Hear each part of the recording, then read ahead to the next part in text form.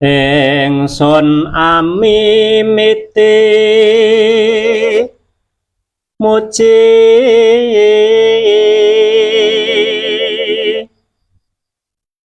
hanya betas mojang suksma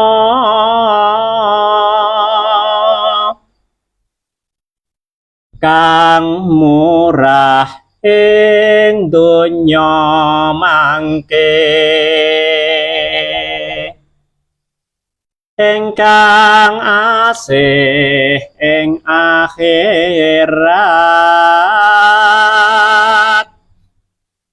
kang pinuji datan kendhat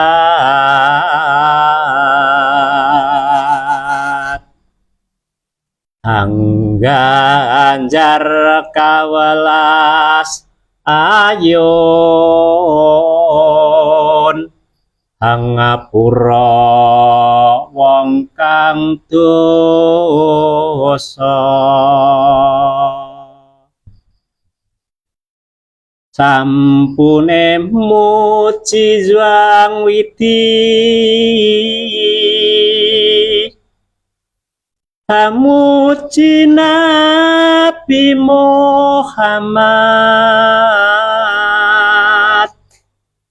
kalawan kula waragane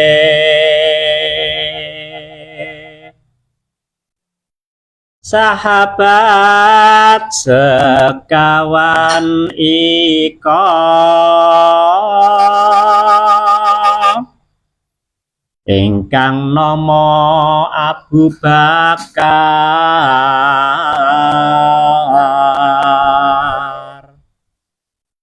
Umar Utsman kaping 3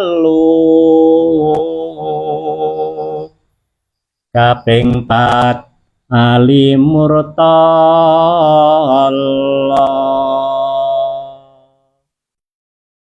Rahayu sagung dumadi sugeng pepanggihan malih kalian kula Pun Supriyadi wonten ing kajian Serat Widodama. Wonten ing dalu menika kita sampun tumapak wonten ing periode ingkang kaping sekawan. Selamat malam kepada seluruh pemirsa semuanya. Pada malam hari ini kita akan mengkaji kembali Serat Widodama. Kita sudah sampai kepada tahap yang keempat atau kajian yang keempat.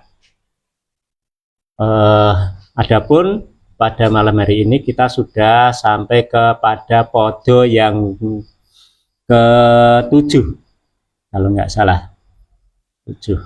Kemarin kita setiap kajian ada 2 podo. Kita targetkan setiap kajian ada 2 podo. Baik, seperti biasa sebelum kita mengkaji akan kita tembangkan dulu dengan suara saya yang seadanya. Semoga nanti bisa menonton untuk lebih lancarnya kegiatan pada malam hari ini. Masih pada Sekar Pangkur.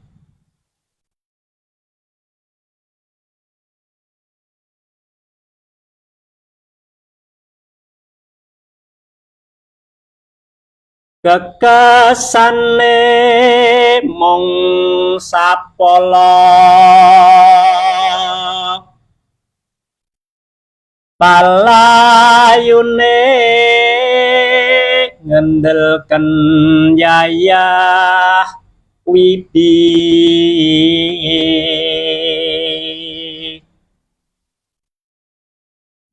bangkit tur bangsane luhur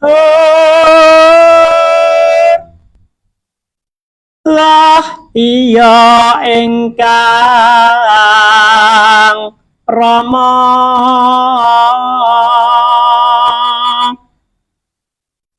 balik sira serawungan wae durung mring atine tata krama nggon nanggon agama suci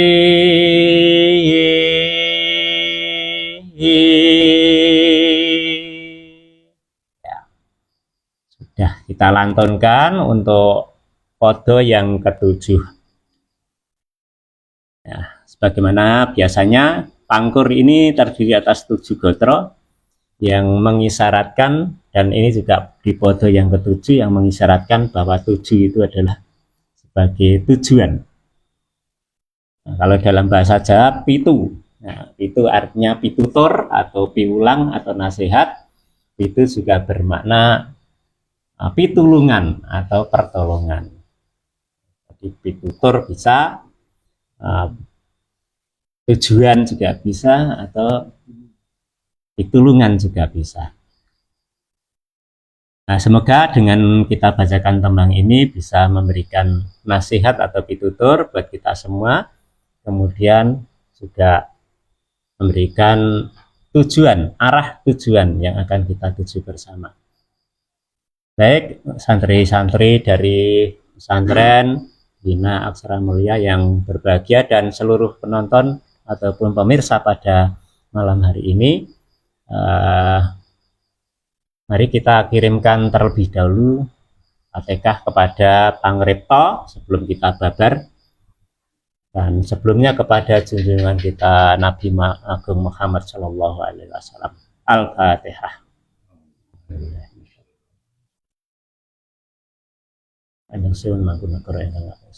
Al-Fatihah.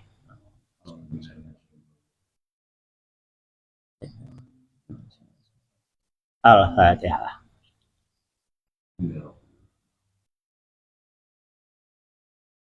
Seluruh para leluhur, para pejuang pada hari ini juga memperingati Hari Santri, kita kirimkan kepada leluhur-leluhur kita yang sudah berjuang untuk kemerdekaan NKRI. Al-Fatihah.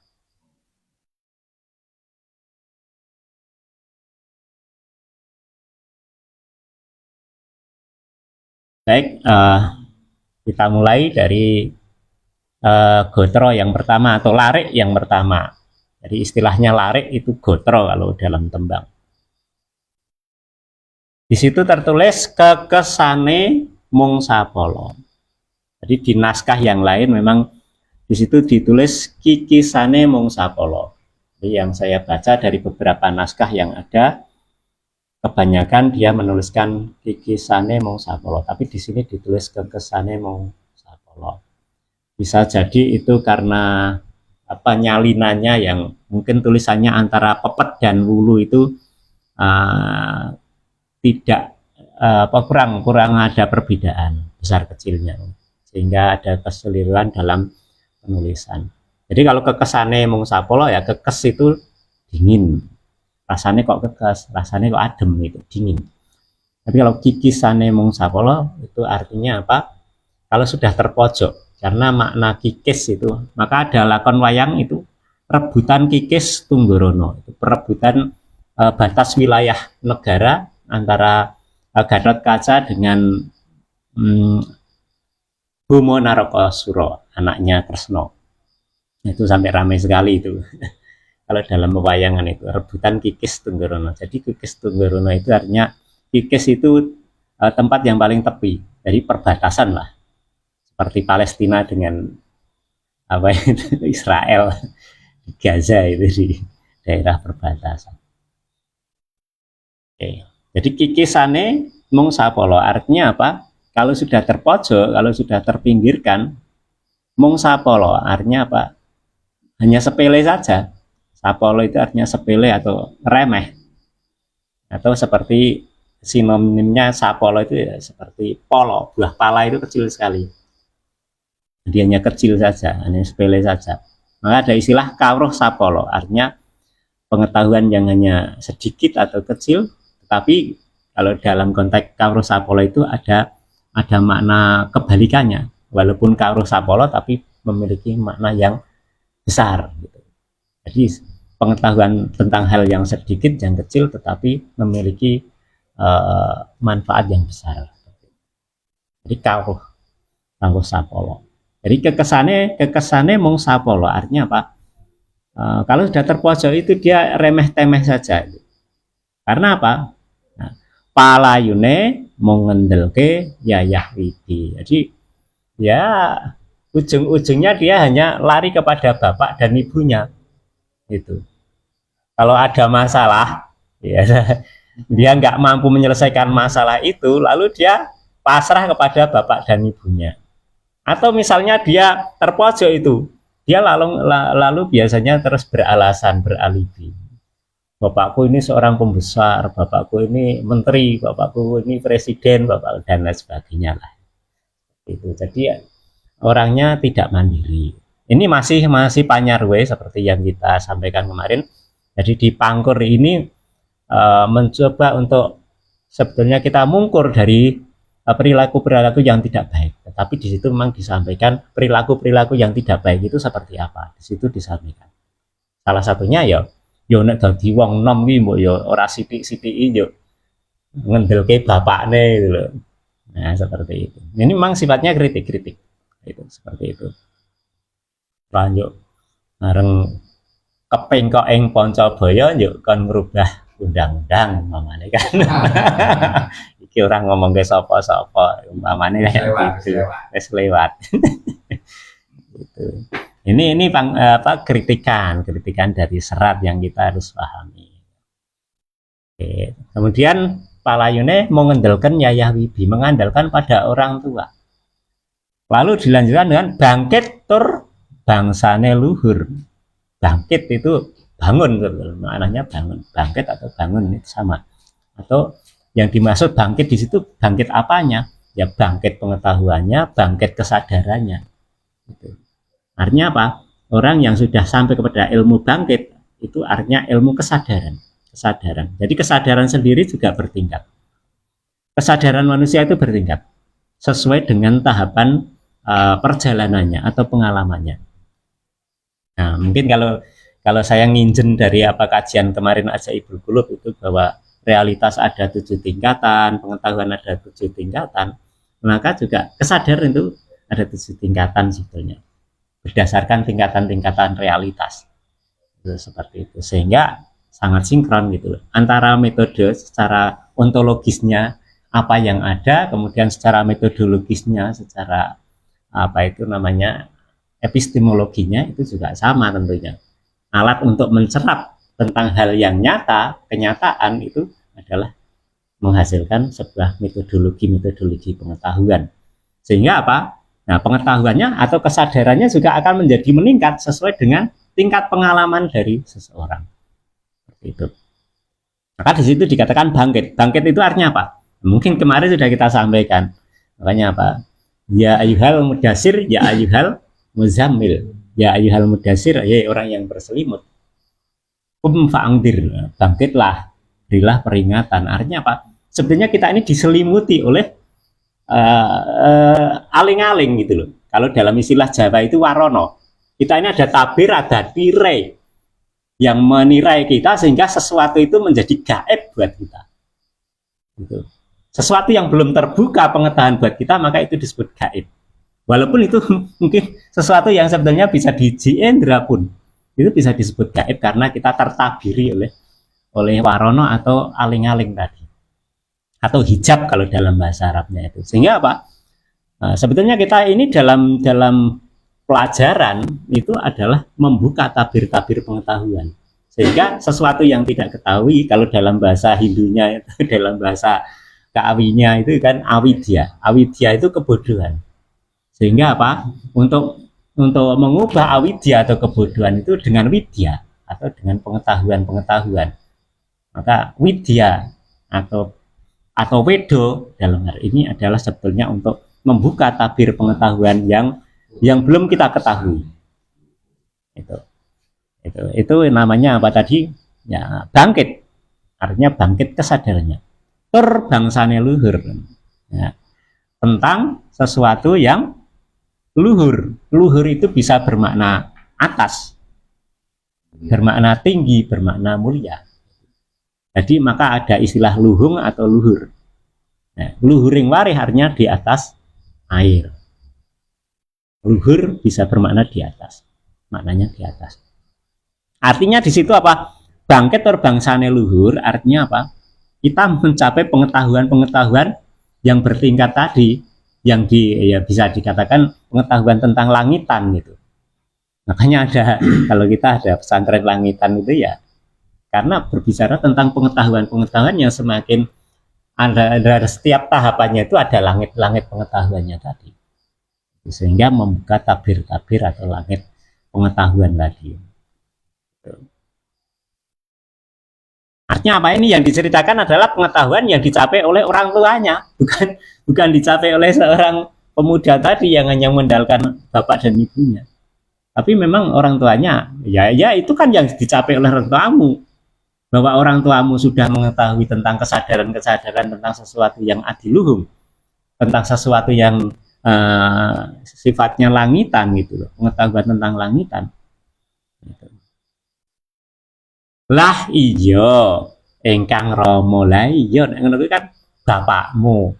Nah terus kamu sendiri gimana? Itu kan bapakmu yang seperti itu. Nah kamu sendiri gimana? Balik siro serawungan wae durung. Artinya apa? Lah kamu itu tentang pengetahuan seperti itu apa sudah bisa mencapai sampai kesadaran seperti itu? Nah ini nanti menarik sekali sebetulnya ini kalau dikoneksikan dengan misalnya kita mengkaji tentang seratnya Ronggo Warsito, yang Ronggo Warsito di serat Hidayat Jati, nanti ada kesadaran, langit-langit kesadaran. Kemudian di serat Sastro Gending nanti juga diceritakan ada langit-langit kesadaran. Atau misalnya di konsep tentang Insanul Kamil, nanti ada 7 tahapan, ada 7 tahapan Insanul Kamil itu. Sehingga apa, sebetulnya kita ini melangkah dalam 7 tahapan tadi. Kalau dalam kitab Hidayatul Hijayah itu diceritakan tentang penghalang-penghalang untuk mencapai kesadaran kepada yang lebih tinggi. Sehingga seseorang itu untuk mencapai tingkat keikhlasan saja harus melampaui 7 gunung.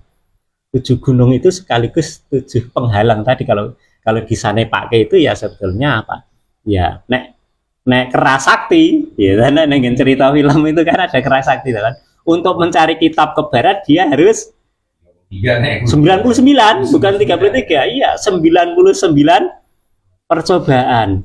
Wah, ini sebetulnya makanya dulu saya seneng banget nonton kerasakti itu karena apa? Itu laku hidup manusia itu seperti itu. Sehingga apa, muncul dalam kenampakan roh harus yang kemudian menampak sebetulnya dia seorang jin yang jahat tapi tampaknya cantik, manis, ganteng dan lain sebagainya. Nah itu sama dengan kehidupan manusia seperti ini. Jadi dunia ini ditampakkan menarik sehingga orang tergoda dengan dunia. Nah orang-orang yang bisa lolos dari godaan atau cobaan tadilah yang akan mendapatkan kitab suci seperti Sun Gokong yang kemudian mencapai tingkat kebudaan itu. Karena kata bud itu sendiri artinya tercerahkan. Nah sebenarnya setiap orang itu mencoba untuk mencari tentang kecerahan diri. Artinya apa? Mencapai pencerahan diri ya terbukanya kesadaran-kesadaran dari langit-langit kesadaran yang ada itu. Besok ini kita koneksikan dengan Hidayat Jati atau Sastro Gending bisa. Sehingga kita kesadaran yang pertama itu tentang apa, kesadaran yang kedua tentang apa, kesadaran ketiga tentang apa, seperti itu. Kita lanjutkan. Bangkit bangsane luhur itu kan. Lah iya to iku Kang Rama. Balik sira wae durung roh apa-apa itu loh. Ya arek kepiye jajal. Nah, terus mering atine tata krama. Terhadap ya atining tata krama artinya apa? Sumber dari tata krama. Budi pekerti. Ini. Jadi etika kalau dalam bahasa. Makanya setiap agama apapun itu pasti ada yang satu itu namanya apa, keyakinan, kemudian yang kedua itu akhlak budi pekerti, kemudian ada tata aturan atau pedoman. Dalam setiap agama pasti ada. Jadi ada tata cara upacoronya, itu artinya pedomannya, syariatnya, kemudian ada etikanya. Kalau dalam agama Islam itu ada akhlaknya, itu seperti apa, kemudian ada rukun imannya atau keyakinannya yang menjadi inti dari sebuah ajaran. Gitu. Jadi ada iman, Islam, ihsan kalau dalam ajaran kita. Nah, tentang tata krama ini adalah tentang keihsanan. Bagaimana mencapai sebuah tata krama, kebajikan-kebajikan. Lah, Jawa ini adalah sumber tata krama. Jadi kena neng Jawa iki wis dalam segala apapun itu pasti ada tata kramanya. Ya. Dalam hal menulis, dalam hal berbaju, dalam hal berbudaya, semua ada etikanya. Bahkan dalam berbahasa atau bertutur kata saja ada basa ngoko, ada basa krama madya, ada krama inggil. Itu supaya apa? Orang tahu unggah dan ungguh. Tentang terap-terapannya. Terap-terapan artinya ada tingkatan-tingkatannya tadi. Nah, kalau sudah memahami tentang tingkatan-tingkatan seperti itu maka disebut orang yang tahu tentang sesuatu yang adiluhung atau tata krama. Tapi ini bertentangan dengan Barat tentunya. Barat itu karena apa? Egalitarian. Nah, itu hingga panggil bapaknya ya Daddy, hey Daddy. Kalau di kita enggak boleh gitu sama orang tuanya, hey Daddy. Iya beb. Nah, kan gitu. Ya, kalau kayak gitu ya terus piye no? Etikanya hilang. Nah, makanya apa? Saya senang sekali saya mengajar di sebelah pesantren itu. Di sana apa itu bahasanya itu bahasa kromo itu dipakai. Walaupun dengan sesama teman itu pakai bahasa kromo. Ya tentunya kromo yang masih kromo madya lah. Itu dipakai komunikasi dalam keseharian mereka anak-anak.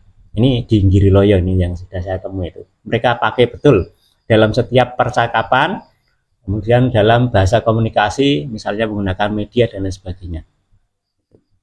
Oke. Kemudian mereng artinya tata krama gon-gonane agama suci. Artinya apa? Bahwa tata krama ini sebetulnya merupakan puncak atau sebuah buah sebetulnya. Buah dari sebuah agama, buah dari sebuah ngelakoni pedoman, ya tata cara dan upacara ini harus berujung pada etika. Jadi kalau orang kok belajar agama kok tidak beretika, artinya apa? Ya dianggap ya belum mengetahui tentang esensi dari sebuah agama. Karena esensi dari agama ini harus menghasilkan buah. Dan buah dari sebuah perjalanan beragama itu adalah etika, tata krama. Makanya kromo itu sendiri itu dari bahasa Arab juga sebenarnya. Karoma, sehingga al-mukarom kan gitu. Ini kromo. Nah, kromo itu juga bisa bermakna nikah. Jadi nindakaken polo kromo. Nah, polo kromo berarti nikah. Nikah. Itu kalau dalam bahasa Jawa. Maka disebut bojo krami. Bojo itu makanan, krami itu hidangan. Bojo krami berarti hidangan pada sebuah pesta pernikahan. Tapi kadang-kadang gandeng apalan toh MC ku anak sing apalan toh. Nah, itu menggunakan bojo krami itu dalam acara-acara yang lain, padahal bojo krami itu hanya cocok untuk di pesta pernikahan. Nek nenggen lelayu kok bojo krami ya. Iya kurang pas. Ya, tapi nggak apa-apa, itu kan proses belajar. Tapi yang perlu diketahui. Jadi di situ ada agama suci. Jadi untuk menyentuh sesuatu yang suci maka kita juga harus suci dulu. Maka itulah yang kemudian mengajarkan kepada agama-agama untuk sesuci lah. Walaupun sesuci itu dengan berbagai macam cara. Nek wong Wong Jawa lah itu padusan, kemudian ada kungkum dan lain sebagainya. Itu sebenarnya implementasi dari sesucinya orang Jawa. Tapi kalau di Islam misalnya diajarkan yang namanya taharoh gitu. Kemudian apa wudu dan lain sebagainya. Nah, nanti dalam sesuci ini tentunya ada tahapan-tahapannya juga. Jadi resi ing rogo kalawan toyo, resi ing jiwa kalawan apa, resi sukma kalawan apa, resi ing rasa kalawan apa, resi ing urip kalawan apa. Nah, itu nanti ada berdasarkan tataran-tatarannya. Sehingga apa? Ya memang itu tadi harus belajar tentang satu kenyataan, yang kedua tentang pengetahuan atau kesadaran, kemudian yang ketiga tentang tata cara bagaimana untuk menempuh itu. Sehingga apa? untuk menyentuh sesuatu yang suci, maka kita harus suci. Itulah. Sehingga apa? Ya Quran itu bisa bermakna mushaf, tapi sebetulnya kan Quran kodim ini wahyu minul ya tanpa dinulis iso diwaca. Lah sing iso maca sapa ya wong sing suci. Itu loh. Makanya apa? Nek Quran mushaf itu banyak orang bisa. Anak TK mungkin atau SD sudah bisa baca. Tetapi kalau Quran suci wahyu minul ya tanpa dinulis bisa diwaca, tidak semua orang bisa. Karena itu membutuhkan metodologi yang setara. Gitu loh. Maka nek wong Jawa oleh nyane pakai ono tulis tanpa papan, ono papan tanpa tulis. Itu orang Jawa itu. Apa kuwi ya golek dhewe sesuk ya ta. Kok ono tulis kok tanpa papan. Len nulis nang ngendi gitu loh. Ono papan tanpa tulis. Nah, papan tanpa tulis itu kan ya papan tanpa tulisan berarti resik. Artinya oh ya ini konteksnya dengan kesucian. Untuk menyentuh sesuatu yang suci itu ya kita harus papan tanpa tulis juga. Resik, bersih. Kalau kita sudah bersih baru akan ketemu dengan tulis tanpa papan. Tulis tanpa papan itu apa lah? Itu perlu pencarian. Nah, diterjemah ke artinya apa itu gampang itu, tapi sebuah laku proses perjalanan untuk mencapai hal tersebut. Ini untuk yang pertama ini. Nah, pas toh setengah jam. Nah, kita masuk kepada podo yang kedua. Ini alon-alon, memang kita sengaja alon-alon karena memang ini dari tulisannya saja ini sastra lampah ini. Dan ini memang saya melihat bahwa orang yang menulis ini juga dalam proses pencarian atau perjalanan, atau dalam istilah kita itu suluk. Kita masuk ke podo yang ke-8. Socane jiwangganira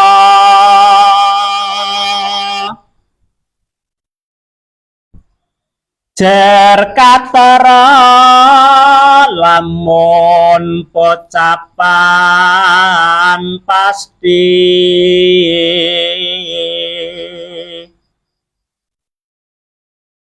lumoh asar kudu luhur sumunga sesongaran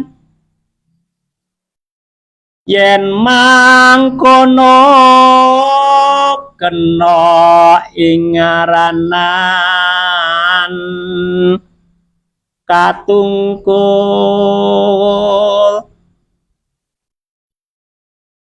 karem reh kaprawiran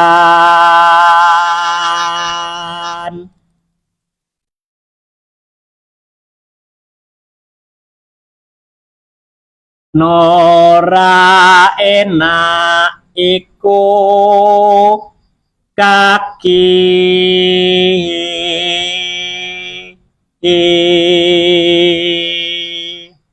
nah kita sampai ke podo yang ke-8.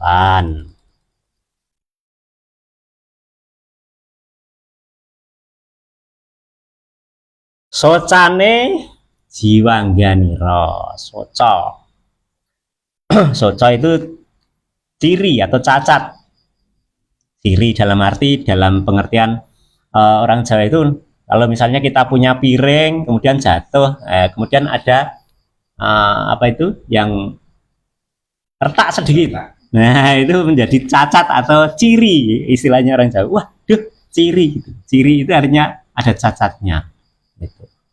Tapi atau misalnya juga ada apa itu namanya empring soco itu. Empring soco itu biasanya gampang patah gitu. Jadi sebetulnya bisa maknanya banyak sekali. Kalau kita belajar tentang tembung-tembung Jawa itu wah bisa ke kanan, ke kiri, ke atas, ke bawah gitu. Sosane jiwangganira. Jiwangganira dari kata jiwa dan onggo. Jiwa, onggo, niro. Jadi apa? Jiwa dan badan kalian. Ini konteksnya juga masih kepada anak tadi, ada pemuda yang ngendel ke yayah widi kepada bapak dan ibunya. Jer katoro lamun pocapan. Jer, nah, itu bisa dilihat kenyataannya. Katoro kelihatan lamun pocapan jika dia berucap. Nah, ucapannya bagaimana? Nah, ucapannya pasti apa? Pasti lumuh asor.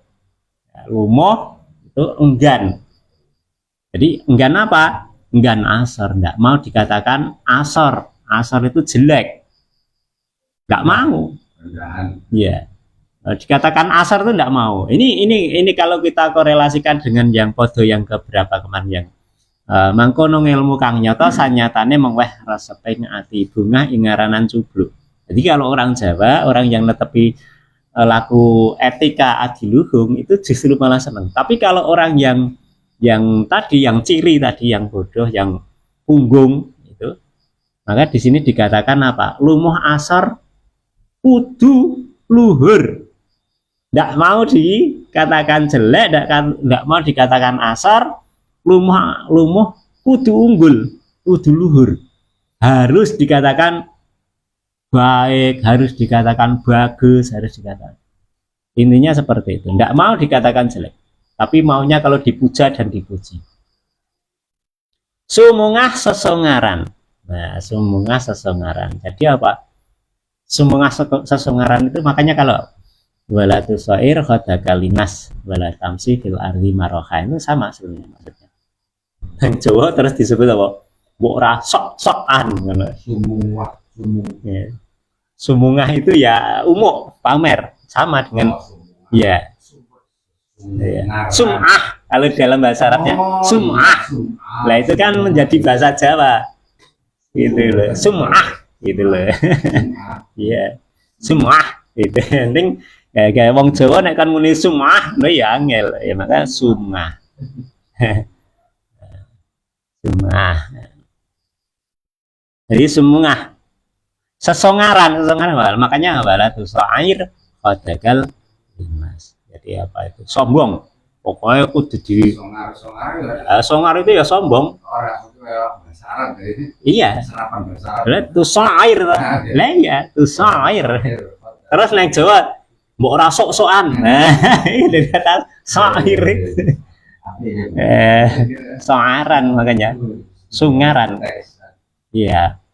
Ya makanya nek wong Jawa terus anti Arab ki ya ra iso juga karena banyak kata-kata Jawa ini yang sudah menyerap dari bahasa Arab banyak sekali tidak hanya sedikit seperti kromo tadi ya dari kata karoma atau al mukarom karim kan sama satu asal kata satu apa itu akar katanya sama seperti nar nir nur per nah, itu kan di Jawa juga dipakai itu satu akar kata juga ini itu kemudian yang paling banyak ya yen mangkono jika seperti itu nora yen apa yen mangkono artinya jika seperti itu kena ingaranan ketunggul kalau di situ tulis ketunggul kena ingaran bisa dikatakan ketunggul itu artinya apa? Ketunggul itu artinya terjerumus kepada hal yang tidak baik jadi karem marang bab-bab sing Allah itu namanya ketunggul bukan ketunggul ya ini ketunggul nek ketunggul bab-bab sing apa ya tadi ketunggul barang sing apa ketunggul barang sing Allah ya berarti fokus lah istilahnya terseret kepada hal-hal yang tidak baik karem reh kaprawiran karem itu suka karem mangan ya berarti suka mangan reh kaprawiran maka ada serat ulang reh namanya ngereh itu artinya apa ngereh itu artinya memerintah atau ya atau melindungi juga bisa Tapi di situ sifatnya menguasai atau memerintah. Karem reh kaprawiran. Kaprawiran itu apa? Ya keberanian, perwiro itu kan. Dari kata perwiro. Maka ini sifatnya seperti prajurit. Prajurit yang gagah perwira. Tapi yang dimaksud di sini karem reh kaprawiran itu artinya apa? Ya sifat maskulinitas. Sifat maskulin itu apa? Senengane ya wong lanang kan gagah, perkasa, pemberani gitu. Dalam hal seperti itu yang dimaksud ya seneng babakan sing nek dipuji dialem gitu. Bombong bangga. Itu maksudnya seperti itu. Reh ing kaprawiran itu apa? Oh, dianggap gagah, gede, pinter, itu seneng. Gitu.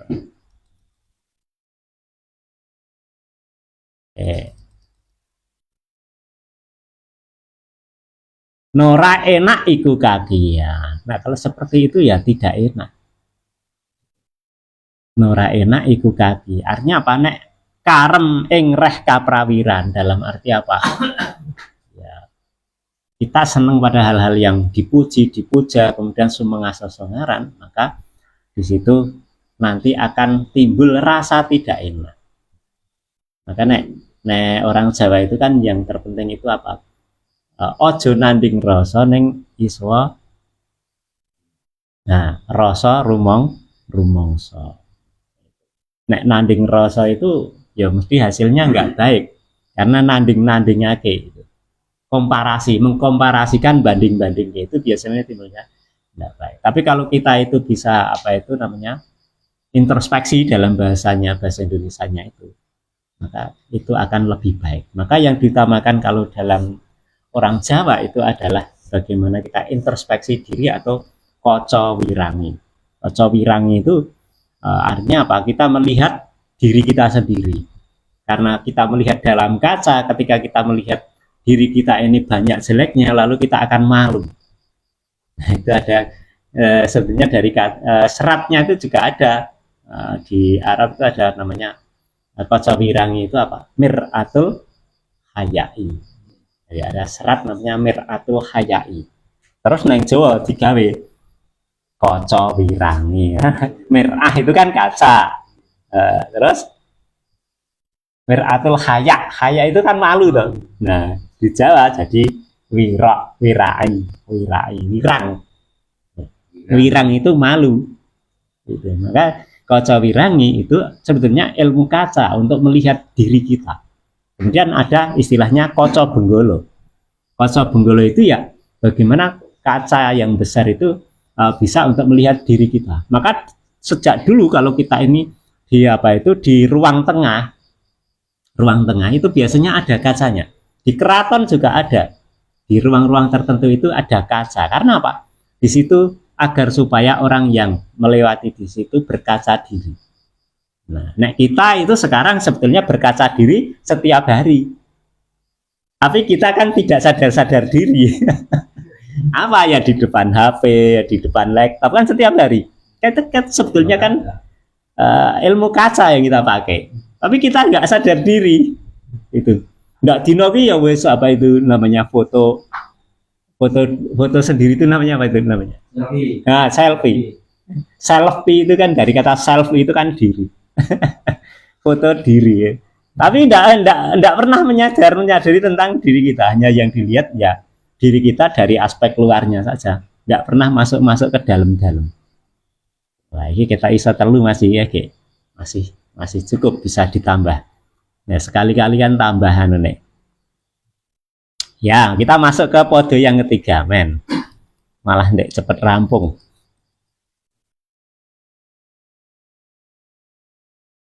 Targetnya loro ning iso telu. Ya apik. Masuk ke podo yang ke-9. 9 ini kalau dalam sengkalan itu biasanya di sengkale itu dengan song. Atau nanti ada song-song itu berarti 99. Atau juga bisa gapuro. Gapuro atau gerbang. Itu juga bermakna 9. Maknanya songo. Song itu artinya tempat, lianglah hati itu juga maknanya song, karena tempat untuk menyimpan orang yang Maka setelah angka 9 itu biasanya masuknya ke angka 10. Angka 10 itu angka 1 dan 0. Artinya manusia akan kembali lagi menjadi 1 dan 0. 0 itu kembali ke titik awal lagi.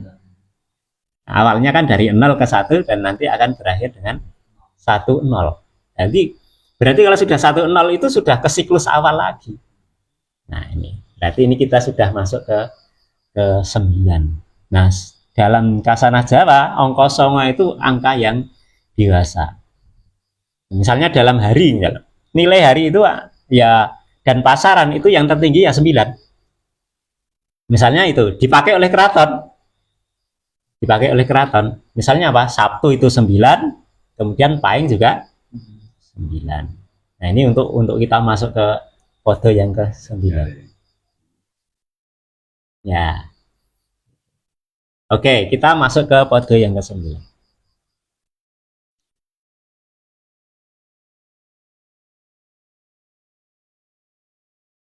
Kekeraning ilmu karang,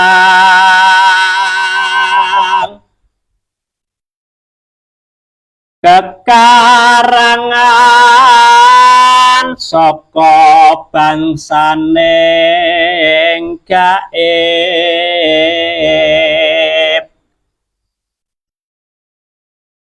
iku bereh saminipun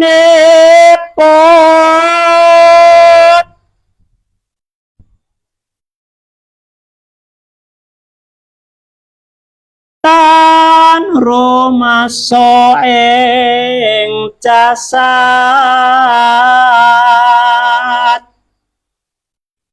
amung ana sanjabaning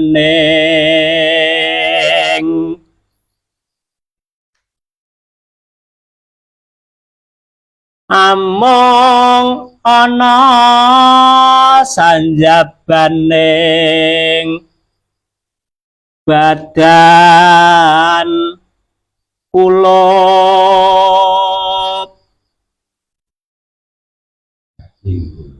daging ya. Oh ya. Amung ana sanjabaning daging kulup yen kapencok yen kapengkoke Pancabaya ubayane balenjani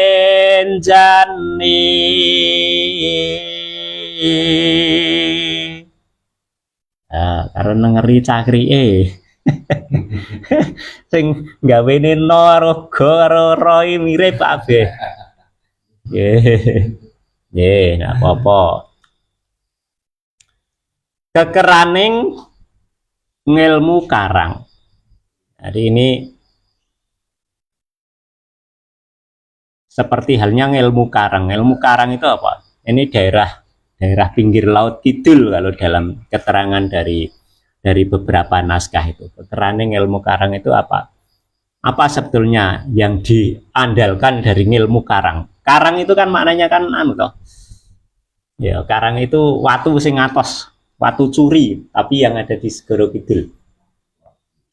Itu untuk nyanepani ilmu kesaktian.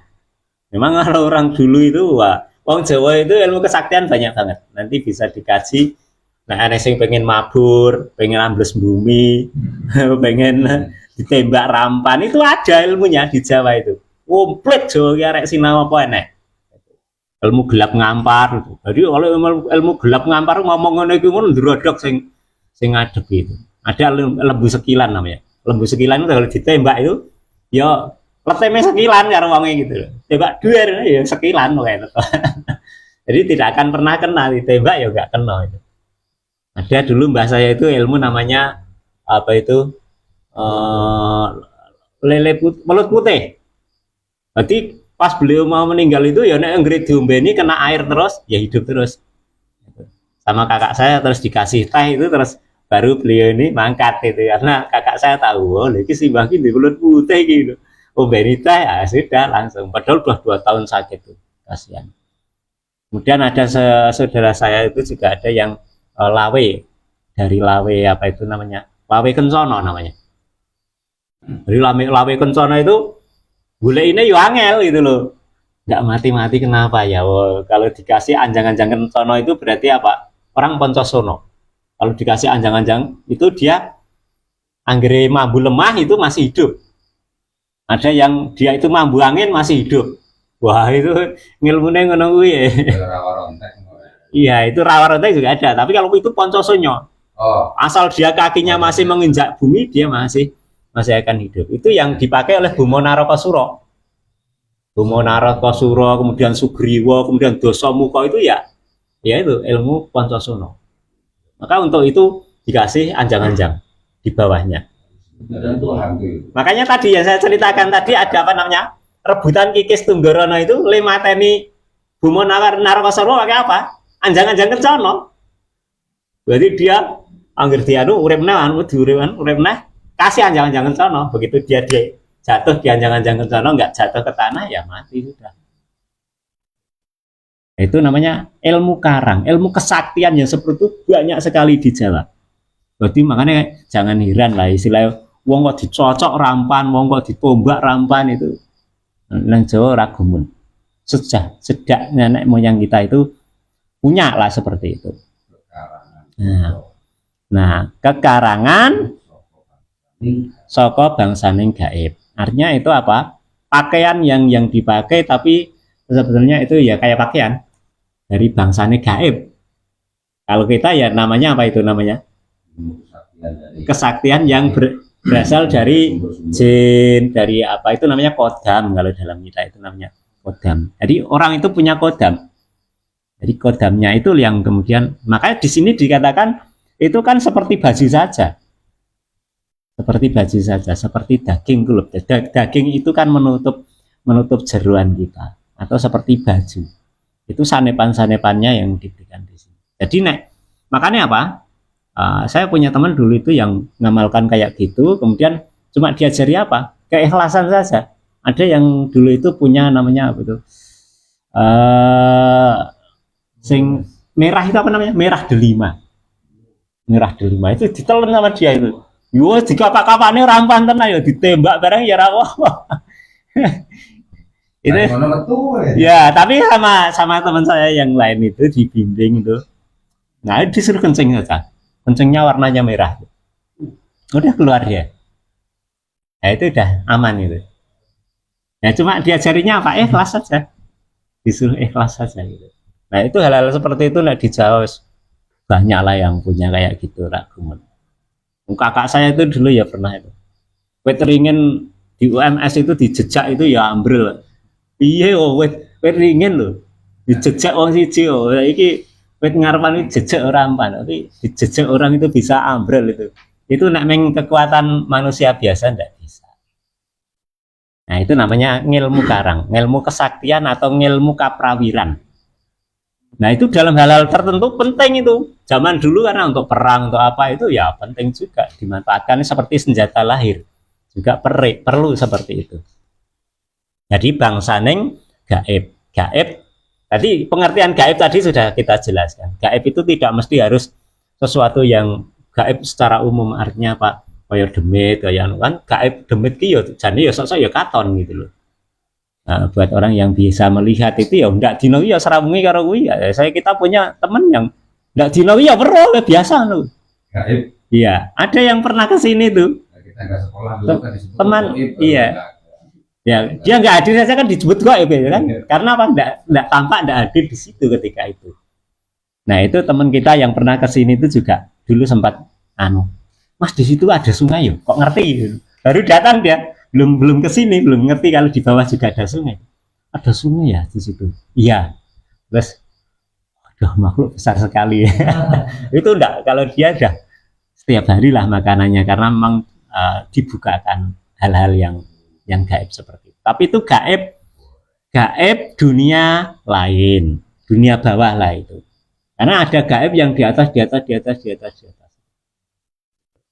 Oke. Iku boreh. Uki boreh saminipun. Artinya apa? Itu seperti halnya boreh. Bureh tahu ya bureh? Bureh itu wedak tuh. Nek biasanya dulu saya tuh bureh itu nek kita mau nyembelih, kita mau nyembelih apa itu ayam, itu kalau kita dulu orang Jawa itu sebelumnya itu dikasih bureh dulu. Bureh itu dioles-olesin itu dibureh. Namanya dibureh. Nah, seperti bedak, artinya apa? Di lapisan luar saja, seperti daging kulit kita juga lapisan luar. Artinya apa? Ilmu-ilmu yang kayak gitu itu walaupun sudah hebat, gitu, wah tak coba orang pan. Ada di tempat saya dulu tuh maling loh, maling is, wah raumum tenan, maling ya biasa jiku ini, selemut loh. Ketenangan itu dilinggis, dipacel, nggak mempan bener.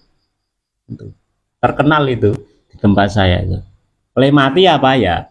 Kalau pengen matiin saya gampang. Nah, dia sendiri yang bilang, cari temanku itu loh orangnya itu. Kasih apa? Kasih minum air jarak itu loh, telutuh jarak itu. Ya sudah, wong dia sendiri yang menunjukkan kelemahannya. Dan dia bosen nih. Oleh maling bosen, terus akhirnya menunjukkan kelemahan dirinya. Udahlah saya tak kembali. Berarti apa nih menurut saya ada upaya pertobatan menurut saya. Karena apa? Untuk mengikhlaskan nyawa sendiri itu tidak mudah. Akhirnya kan dia sudah mengembalikan. Udahlah saya sudah capek itu. Nah, mungkin gitu. Jadi nek saya melihat dari itu, berarti di akhir hayatnya dia baik. Karena apa ya tadi sudah ada pertobatan. Udahlah, kalau pengen membunuh saya daripada sampean capek-capek ya dilinggis rampan, dipacul rampan. Tanya aja sama dia.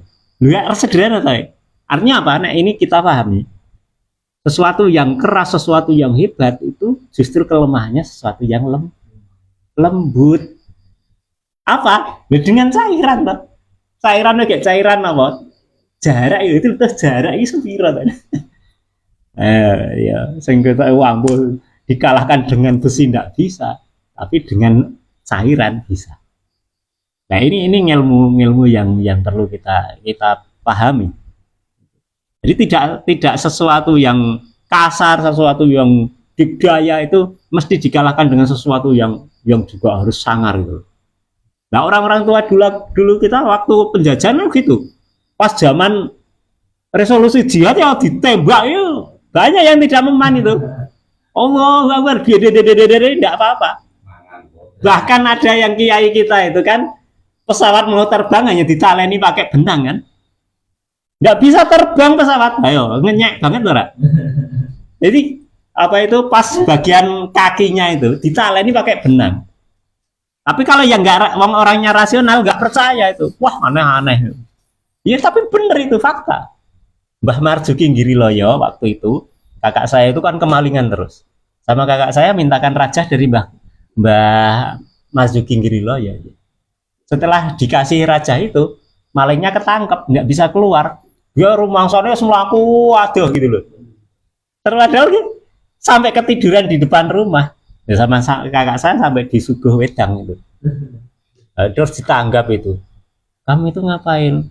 Maaf Bu, saya itu sebetulnya mau berbuat jahat begini. Perasaan saya sudah lari panjang sekali, jauh sekali. Ternyata hanya apa? Nyeles-nyeles kembang. Nah ini ilmu karang nah. Hebat itu. Berkali-kali dicuri terus, tapi begitu sama Mbak Marzuki hanya dikasih apa itu raja saja udah nggak bisa lari. Nah ini karena dia punya kesaktian tapi ada sesuatu yang lebih bisa mengalahkan kesaktian hal-hal yang seperti itu. Nah ini kaya sekali, Nusantara ini kaya sekali, bukan hanya Jawa. Seluruh Nusantara ini memiliki ilmu-ilmu yang seperti itu. Dan itu yo sah-sah saja, yo seperti kita punya lading, kita punya keris, kita punya tombak kan yang nggak apa-apa sebetulnya. Itu nggak apa-apa asal kita menggunakan untuk hal-hal yang baik. Oke. Jadi apa di situ? Tan rumaso ing jasad. Artinya apa? Dong kuwi ning jaba kok ya ora masuk ning jasad. Jadi seperti boreh lagi. Tidak masuk dalam tubuh kita gitu loh. Ya menang jaba kok gitu loh. Tan rumaso ing jasad gitu. Amung ana sanjabaning daging umpamanipun. Jadi sepertiannya itu ya boreh itu ya nang jabaning daging. Saya pernah juga itu di Karanganyar itu, saya habis kerja apa itu pendampingan itu ada yang menamakan keturunan Eyang Lawu itu, ada berapa orang. Wah itu ya bener tuh, pakai pedang itu, orang yang nonton itu di ini pakai pedang itu bener. Padahal untuk nyecerek itu pepaya itu, pohon pepaya itu ya landep terus. Itu diletakkan di dagingnya orang itu, ya nggak mempan.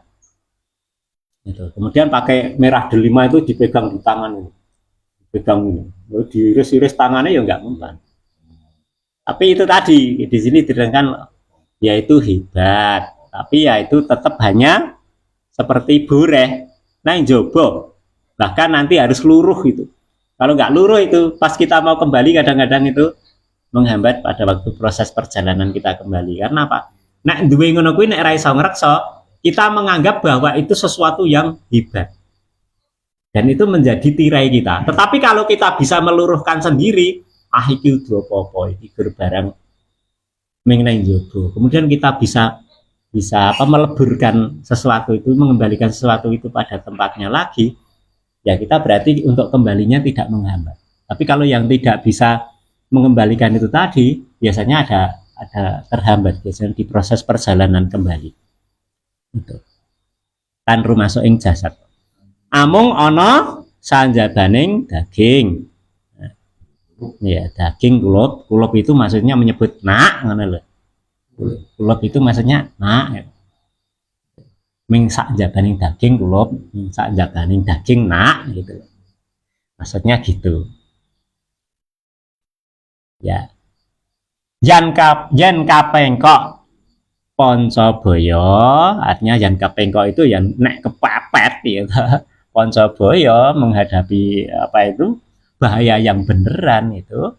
Nah, ubayane balinjani. Artinya apa nek kita itu dijadikan sebagai kita senang kesaktian, kita senang keampuhan dan sebagainya.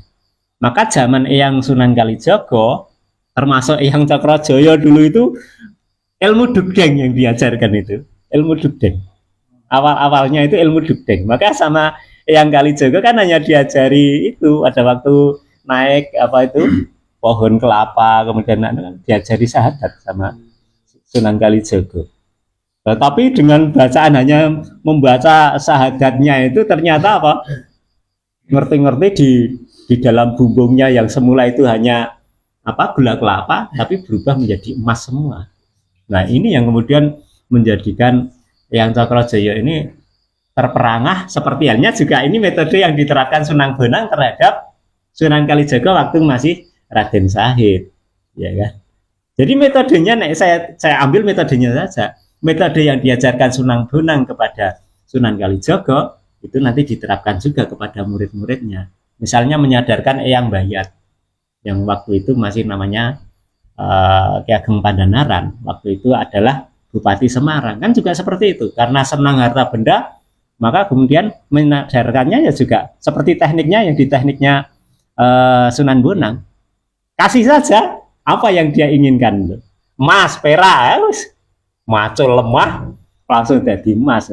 Kamu ingin ini, macul lemah jadi tanah itu bisa jadi emas. Sunan Kalijaga itu nyamar jadi orang biasa. Jadi kalau orang dulu itu rata-rata tidak mau menunjukkan kehebatannya. Nah itu proses-proses bagaimana menyadarkan orang-orang yang sombong, orang-orang yang berpangkat dan lain sebagainya itu jelas justru kalau orang dulu nyamar. Eyang Sunan Kalijaga pada waktu mau menyadarkan Eyang Wonoboyo Mangir, itu Wonoboyo Mangir yang kedua maksudnya. Waktu itu ya sama dengan cara apa? Nyandang dengan sandangan yang jelek, sehingga apa? Eyang Mangir tidak tahu bahwa itu Sunan Kalijaga, sehingga apa? Tidak dikasih tempat duduk yang baik. Kemudian Eyang Kalijaga keluar lagi, datang dengan kuda yang bagus, pakaian yang bagus, wah langsung dimangga, monggo lenggah wonten mriki, monggo. Wah, seperti itu. Lalu sama Sunan Kalijaga setelah seperti itu, malah makanan langsung masukkan ke baju. Sayur digurjoko nang baju. Loh, jenengan duka napa pripun? Marah atau gimana kok kayak seperti itu? Loh, kamu itu menghormati saya itu karena saya atau karena baju saya? Kalau hanya karena baju saya, ya ngapain? sudah ini silahkan dihormati, gurjuk-gurjuk gitu. Gitu. Sayuran itu semua makanan itu ditoreh-torehkan di bajunya Sunan Kalijaga. Setelah itu dia langsung nangis. Jadi seperti terpanggil jiwanya itu. Wah, ini berarti bukan orang sembarangan. Saya yang datang pertama kali tadi dengan pakaian seperti itu. Kenapa kamu tidak hormati? Begitu saya berpakaian seperti ini, kenapa kamu menghormati? Wah, setelah itu langsung dia nangis. Sudah, pokoknya saya pengen berguru kepada jenengan. Nah, kalau kamu ingin berguru kepada saya, tututi aku neng Kembang Lampir. Jadi Kembang Lampir itu dulu universitasnya yang Sunan Kalijaga, yang di situ apa itu ya Ageng Pemanahan belajar, yang Wonoboyo Mangir belajar, yang Giring belajar ke situ, yang Cokrojoyo belajar ke situ, Hadiwijoyo belajar ke situ. Jadi artinya apa? Itu sebenarnya satu universitas.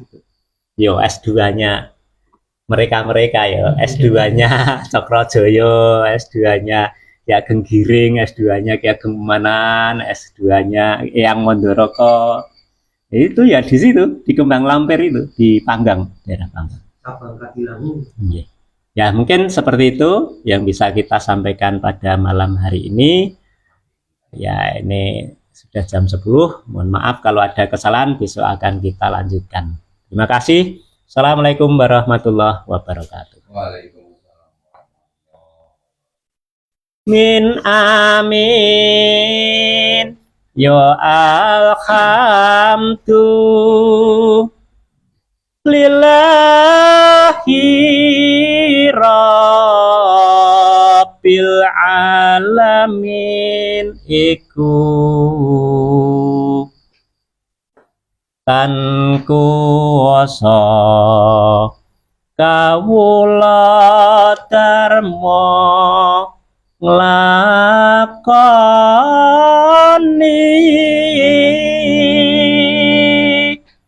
minta mreng yuang moho agung kumambang mring zwang mano